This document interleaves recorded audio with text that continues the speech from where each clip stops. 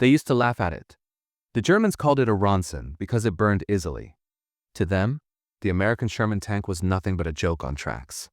Thin armor, weak gun, and a crew that didn't stand a chance against the mighty Panther. But that was before Normandy. Before the skies filled with rain and the ground turned to liquid earth. Before the battlefield itself decided which tank would live and which would sink. When the first storm hit the French countryside in the summer of 1944, the Panther crews felt untouchable. They had the bigger gun, thicker armor, and the arrogance that came with it. They'd sit on the ridges, waiting for the inferior Shermans to crawl into their sights. But the Shermans didn't crawl. They moved.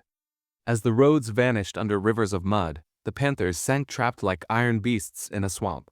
Their engines roared, tracks spinning helplessly. Meanwhile, the lighter Shermans rolled through the muck, climbing hills the Germans thought were impossible. What the Germans didn't know was that this toy tank had something their engineering never planned for: mobility, teamwork, and sheer stubbornness. By the time the storm cleared, the laughter had stopped. The Americans were advancing, and the Panthers were nothing but targets stuck in the mud.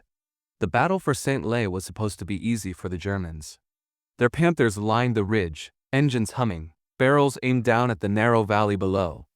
Through binoculars, they watched the Shermans advancing slow, exposed like prey walking into a trap.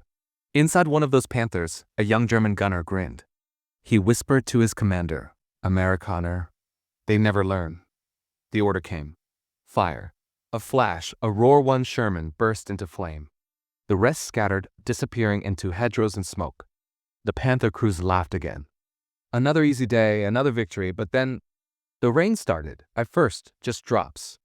Then sheets of water that swallowed the roads, soaked the fields, and turned solid ground into a nightmare. Engines began to groan under the strain. Tracks churned but didn't move. And one by one, the Panthers began to sink. The commanders shouted orders.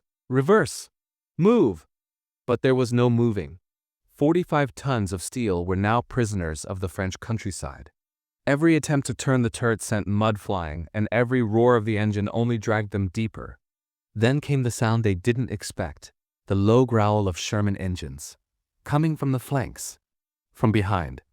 While the Panthers were stuck fighting the terrain, the Shermans had found paths through the orchards and narrow lanes, guided by local resistance and quick-thinking American engineers. They emerged from the fog like ghosts, fast, coordinated, unstoppable. One Panther tried to swing its gun, but it couldn't move the turret jammed with mud. A Sherman fired first. A burst of light, a direct hit to the side armor. The mighty German tank erupted, flames licking through the hatch. By dusk, the ridge that once belonged to the Germans was burning. The Shermans didn't look so weak anymore. They looked like hunters. And for the first time since the invasion began, the German soldiers realized the war in the West was slipping through their fingers. Night fell over Normandy, and the battlefield was silent now, except for the rain. It poured over the blackened hulks of Panthers and the smoldering wrecks of Shermans alike. Men from both sides wandered among the burning fields, dazed, carrying wounded comrades. Among them was Lieutenant Eric Bauer, one of the few surviving Panther commanders.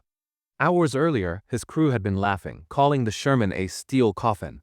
Now, his tank lay half buried in the mud, a coffin of its own. He sat beside it, staring at the ground, rain dripping from his helmet.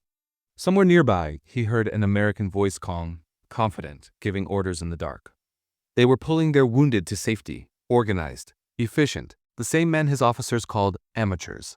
Bauer clenched his jaw. He'd seen enough to know that wasn't true anymore. When the first light of dawn broke through the mist, the scene was unreal fields, once full of invincible German armor now littered with silent, rusted beasts. And cutting between them, the lighter mud-streaked Shermans rolled forward, not elegant, not powerful, but alive. One of Bauer's crewmen muttered weakly, greater than, How did they beat us?" Bauer didn't answer right away. He just looked at the Sherman climbing a hill nearby, its treads gripping the soaked earth his Panther couldn't escape. Then he said quietly, almost to himself, greater than, "Because they built for the war we had. And we built for the war we wanted." The others didn't understand. But he did. He understood that the Panther was never defeated by the Sherman's gun. It was defeated by the mud, by movement, by adaptability. by men who didn't care about glory-only survival. As the Shermans rolled past, their crews waved, some even tossing rations to the captured Germans.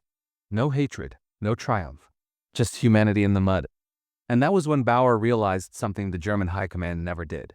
The Americans didn't need the best tank. They had something better, a machine that never quit and men who refused to stop. Years later, in a quiet German village, Bauer would tell his grandson about that day. He wouldn't speak of medals or victories, only the sound of rain and the sight of a muddy Sherman crawling forward through the storm. "Remember this," he'd say softly. "In war, the strongest doesn't always win. Sometimes it's the one who keeps moving." And somewhere in the distance, the thunder rolled again, like the echo of those Shermans still pushing through the mud of history.